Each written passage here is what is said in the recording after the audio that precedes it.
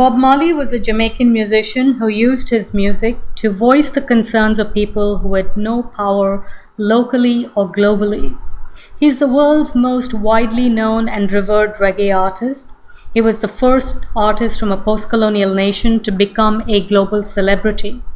He died at a young age in 1981. He was only 36 years old, but he achieved a lot in a short period of time.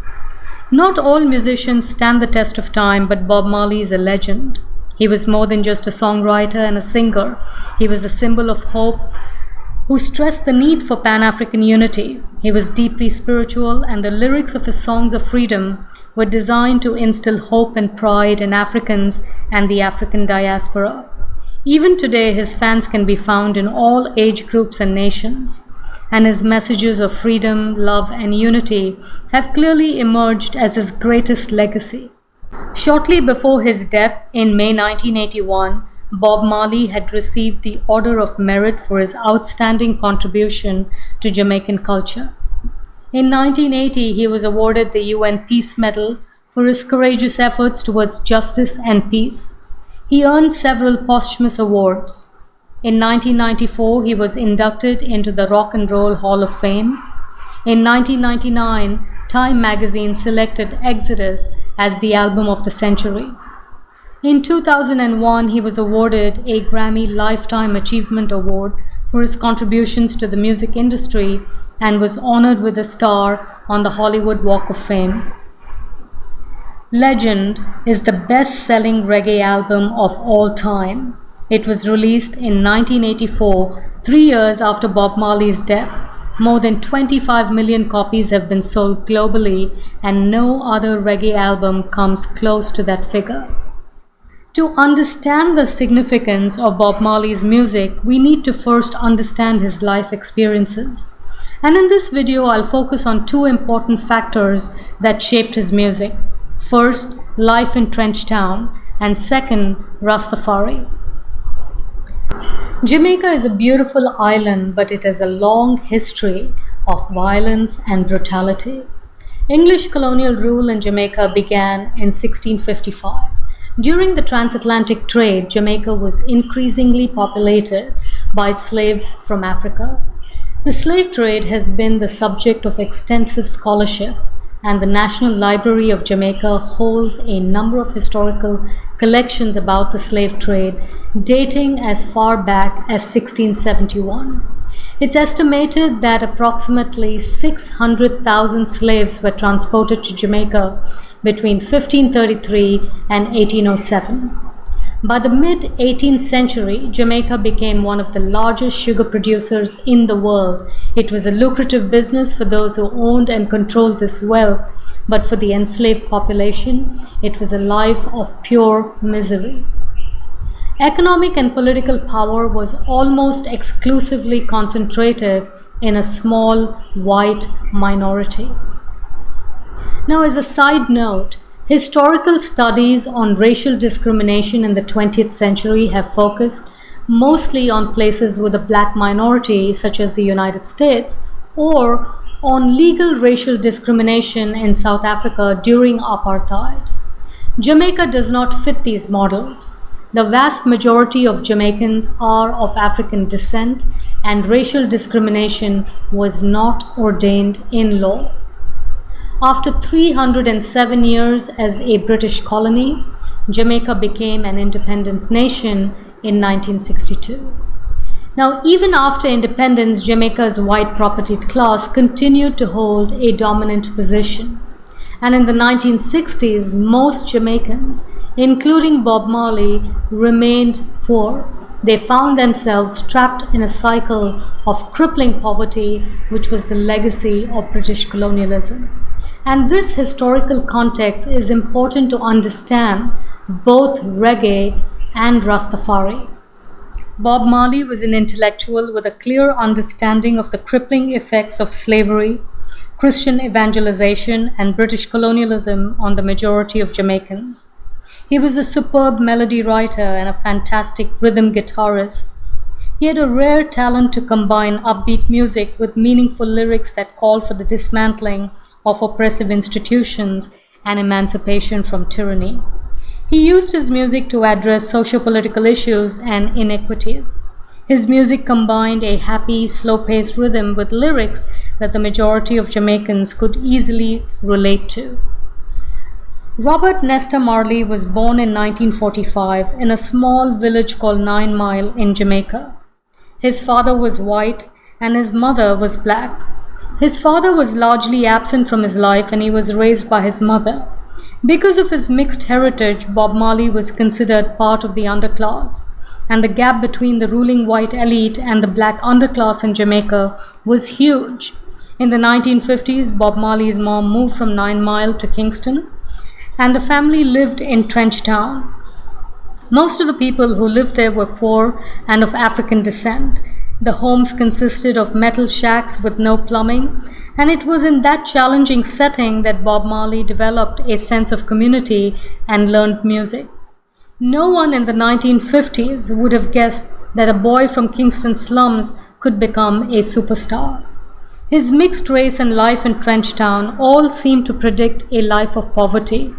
Ironically, those same factors fueled his strong desire and efforts to not only overcome his own challenges, but also help millions of others with similar disadvantages.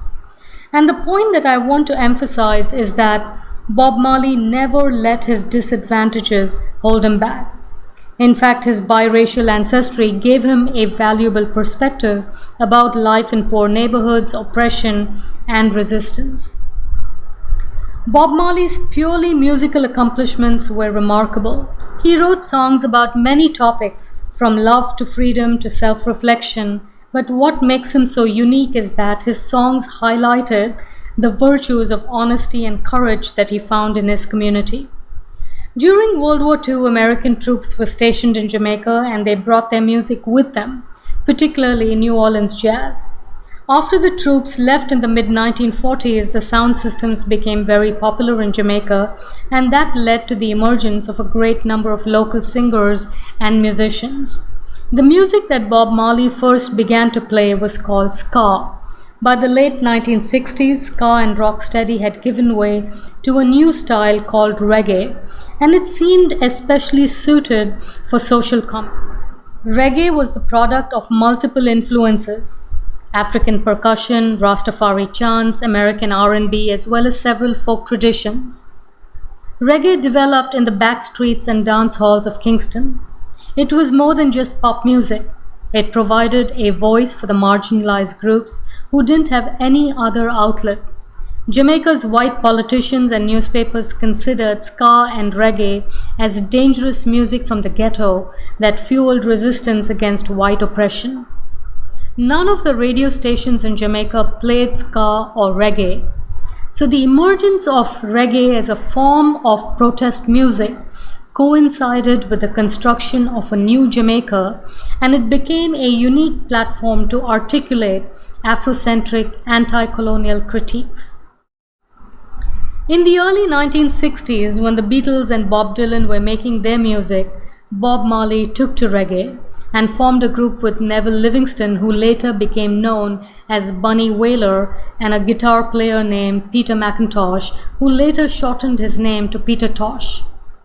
Bob Marley and his group called themselves the Wailing Wailers, and finally the Wailers. The name that they chose for their group was meant to describe their own social position in Jamaican society, as people from the slums who were both the sufferers and observers. After a series of breakthroughs, Bob Marley and the Wailers approached Jamaican-raised Chris Blackwell, the head of Island Records in England. Chris Blackwell gave them a modest advance, and the resulting album, Catch a Fire, was a big hit. It was the first cohesive reggae album, and it immediately cast Bob Marley and the Wailers into the big leagues. By the early 1970s, Bob Marley and the Wailers had become international superstars, and by the mid-1970s, Bob Marley became one of the most celebrated and recognized artists in the world. His songs of love, freedom, and unity have touched the lives of millions of people all over the world. Now let's move on to the second factor that influenced Bob Marley's music, Rastafari. Jamaica is the birthplace of Rastafari, and Bob Marley played an important role in educating the world about Rastafari. He spoke openly about pan-africanism, and many of his songs included references to Rastas and Jah. In 1930, Rastafari Mekonnen was crowned as the Emperor of Ethiopia. Ras is an Amharic word that means head, and it is an Ethiopian title equivalent to a prince. At his coronation, Rastafari Mekonnen took the regal name Haile Selassie, and the coronation was a lavish event that was attended by royals and officials from all over the world. This was a significant event in that Ethiopia was the only African country other than Liberia to be independent from colonialism, and Haile Selassie was the only African leader accepted among the kings and queens of Europe. Time magazine dedicated its iconic cover to the Ethiopian emperor. But what does this have to do with Jamaica, which is more than 7,000 miles away from Ethiopia? Rastafari drew on several trends embedded in Jamaican culture, particularly the ideas of Marcus Garvey, Ethiopianism, pan-africanism, and anti-colonial peasant movements. Marcus Garvey was a Jamaican activist whose goal was to restore the dignity of the African diaspora, which centuries of slavery and colonialism had tried to degrade. He reportedly declared, "Look to Africa for the crowning of a black king. He shall be the redeemer."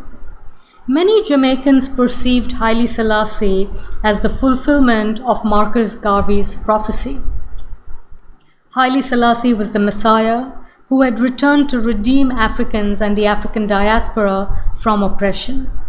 This is based on a specific interpretation of the Old Testament scriptures that views Ethiopia as the true Zion.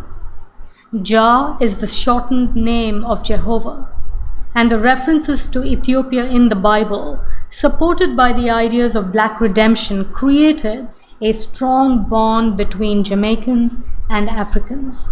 Rastas are a diverse group located in different nations. There is no central doctrine, but there are a few accepted tenets that define Rastafari. The first and most central is that Rastafari is divine, Jah incarnate, and Messiah. Rastas viewed the white plantation owners in Jamaica and institutions of European imperialism as the modern kingdom of Babylon. It was corrupt and built on the oppression of Africans and the African diaspora. Rastas also recognized that British colonialism had been as much a spiritual disaster as it was a political and socio-economic one. Through this prism, Rastafari was a powerful anti-colonial discourse. Rastas condemned the role of Christian missionaries in European imperialism. They did not respect the Pope, especially after he endorsed the Italian invasion of Ethiopia in 1935, when the fascists drove Haile Selassie into exile. For Rastas, the black race constitutes the modern counterpart of the ancient Hebrews. The ultimate hope is that black people can return to Africa, and although Selassie himself remained Christian his entire life, for the Rastas, Ethiopia became their Zion and Rastafari their Messiah. In the 1930s, Jamaica was still under British rule, and the British monarch was also the head of the Church of England. The Rastas in Jamaica clearly articulated an Afrocentric version of Christianity. They were not British subjects, they belonged to the kingdom of Jah in Africa. Rastafari understanding of Babylon was not only about race. In their view, racism and capitalism go hand in hand. The Great Depression of the 1930s demonstrated the weaknesses of capitalism, and Rastas were critical of capitalist approaches to development in Jamaica. and many of them chose not to work in Babylon's economic system or vote for the politicians. During the 1960s and 70s, Jamaican politicians projected an image of Jamaica as a nation where people of all races live and work in harmony. Rastas challenged the politicians and the myth of racial harmony in Jamaica, and that's precisely why Jamaican politicians labeled Rastas as subversive and persecuted them. Rastas pressured the Jamaican government to address race relations, and they were criminalized and ridiculed for that very reason. Rastafari remained marginal until the 1970s, but it benefited from the international success of Bob Marley and reggae music, and Bob Marley brought Rastafari into the mainstream, and reggae became the voice of Rastafari. Rastas consume marijuana, which they call ganja, and they use it to gain a deeper knowledge of themselves and to increase their spiritual awareness.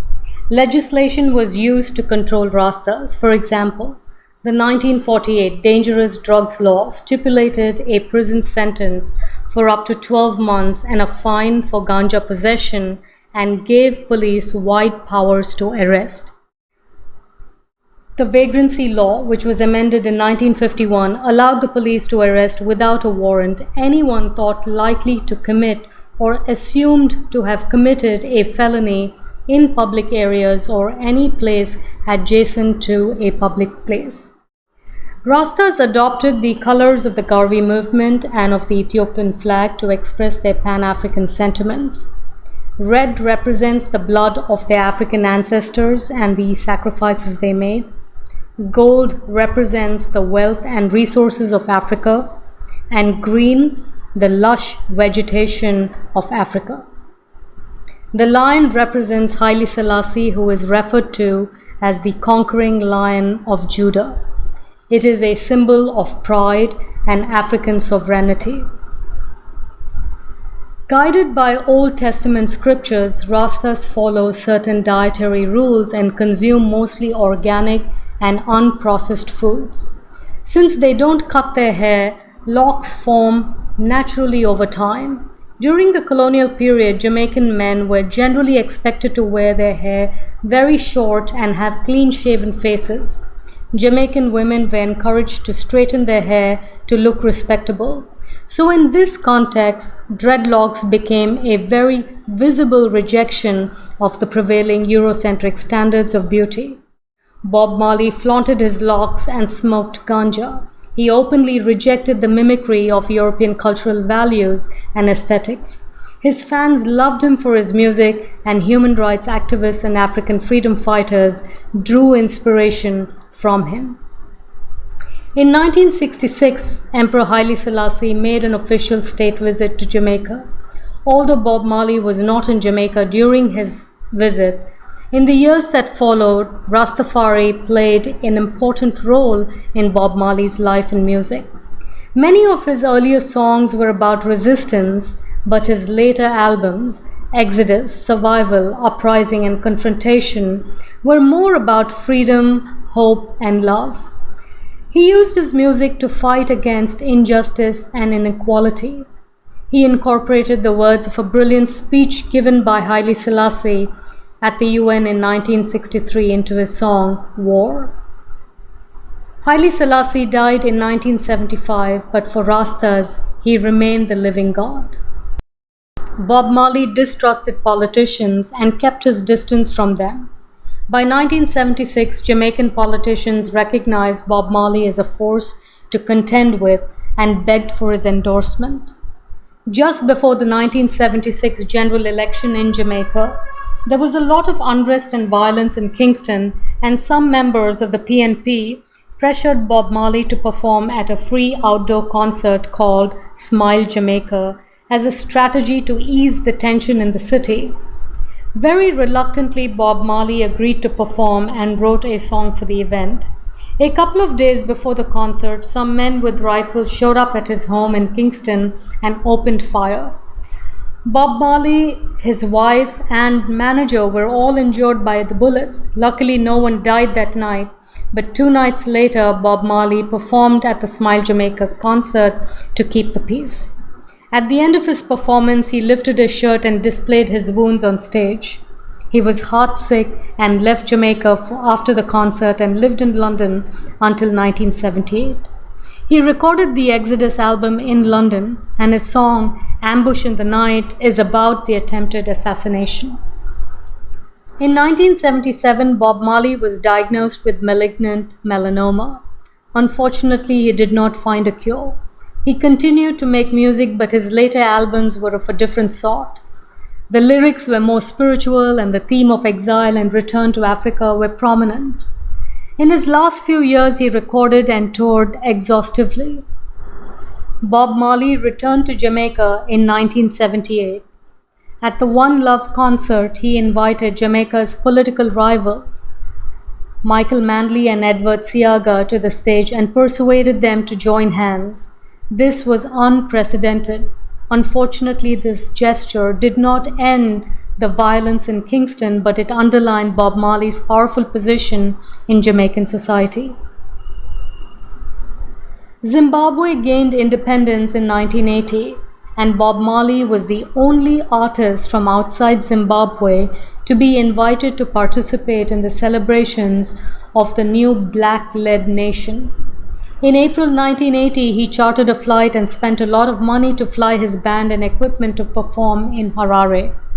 Bob Marley and the Wailers performed Zimbabwe, a song that Bob Marley had written earlier during his first trip to Africa to show support for the freedom fighters.